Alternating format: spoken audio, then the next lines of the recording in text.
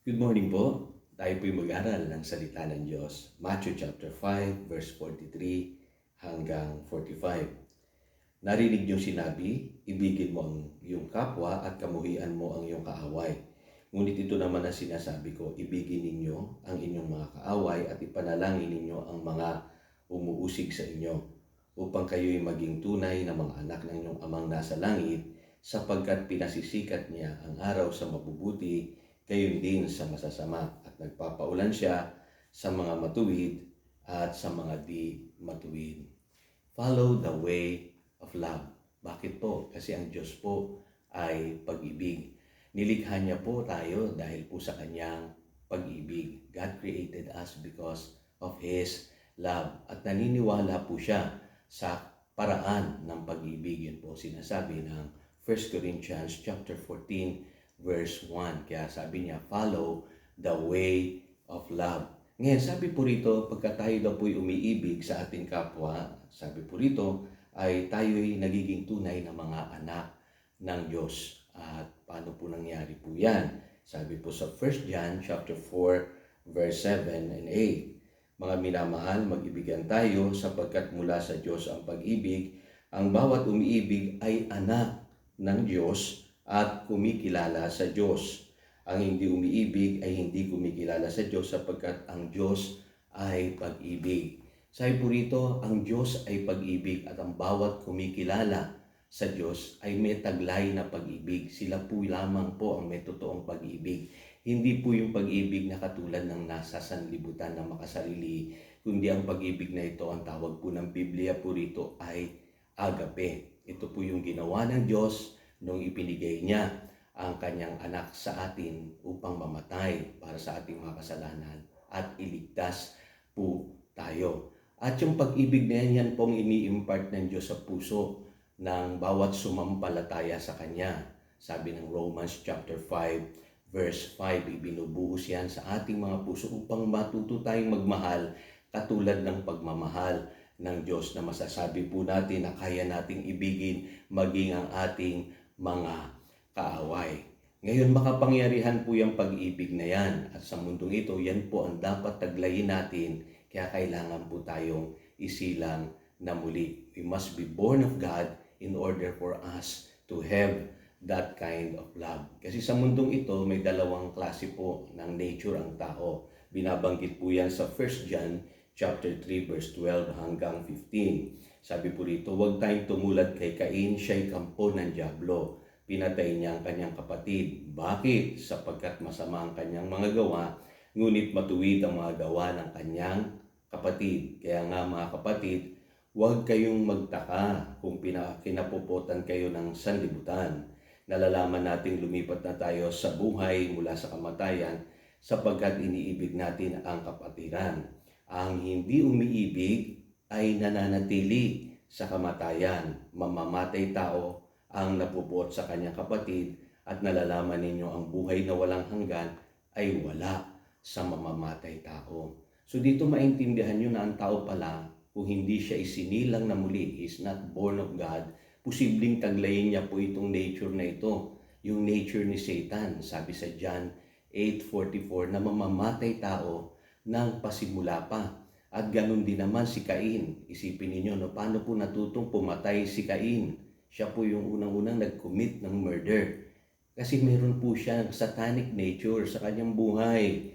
Yun po ang tagay ng tao na hindi taglay ang pag-ibig ng Diyos. Kaya makikita niyo po na God is love, He is agape. Yung pag-ibig niya ay sacrificial, pero si Satan sa kanya nanggagaling yung hatred.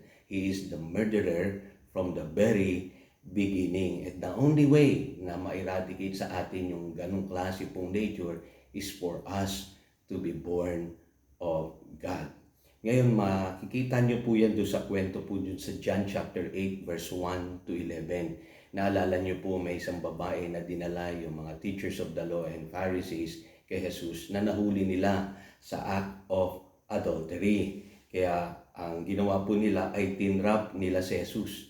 At gusto nilang makita kung si Jesus ay magagalit o ipapakita niya yung kawalan ng pag-ibig doon sa babaeng nagkasala. Pero tignan niyo pong ginawa ng Panginoong Hesus. Ano po? Sa halip na siya po ay humatol o nag-judge doon sa babae. Ang sabi niya po ay, neither do I condemn you.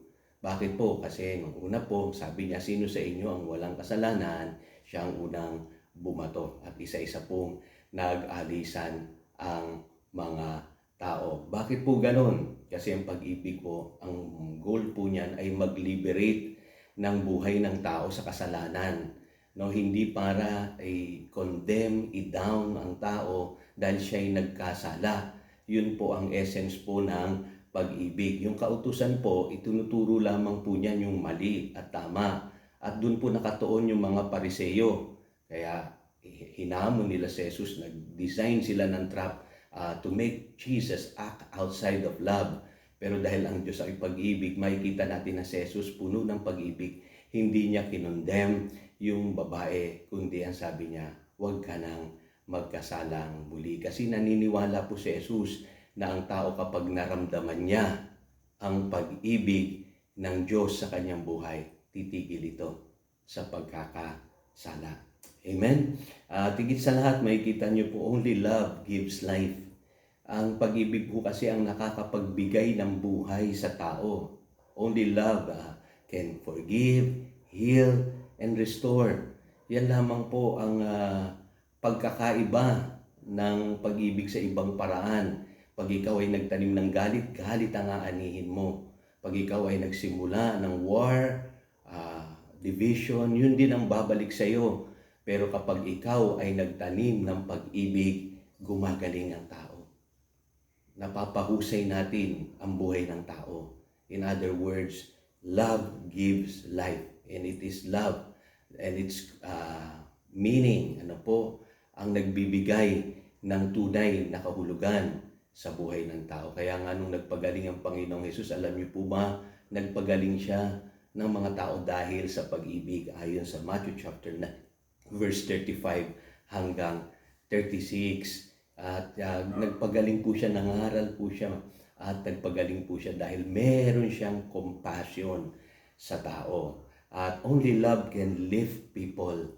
Ang pag-ibig lamang po makapag-aangat sa buhay ng tao. Tandaan niyo si Satan, he is the oppressor, sabi sa Acts chapter 10, verse 38. Pero ang Panginoong Hesus, siya yung nagli-lift up sa atin, nagpapagaling ng ating buhay. At ang sabi pa nga sa Ephesians chapter 2, verse 4 hanggang 6 ay ganito. Sabi dito, subalit napakasagana ng habag ng Diyos at napakadakila ng pag-ibig niya sa atin. Tayo'y binuhay niyang kasama ni Kristo nung tayo'y mga patay pa dahil sa ating pagsuway. Naligtas nga kayo dahil sa kanyang kagandahang loob. Dahil sa ating pakikipag-isa kay Kristo Jesus, tayo'y muling binuhay na kasama niya upang mamunong kasama niya sa kalangitan. So ibig sabihin, gusto ng Diyos na ang tao huwag manatili sa kasalanan. Nais niya na ang tao ay maligtas at makasama niya sa kalangitan. So my friends, sana maintindihan natin ang power ng pag-ibig ng Panginoon. It liberates, it gives life, and it lifts people. At yan po ang paraan ng pag-ibig. Again, ito si Pastor Jojo, nagpapaalala upang daluyan tayo ng pagpapala, manatili tayo sa kanyang salita.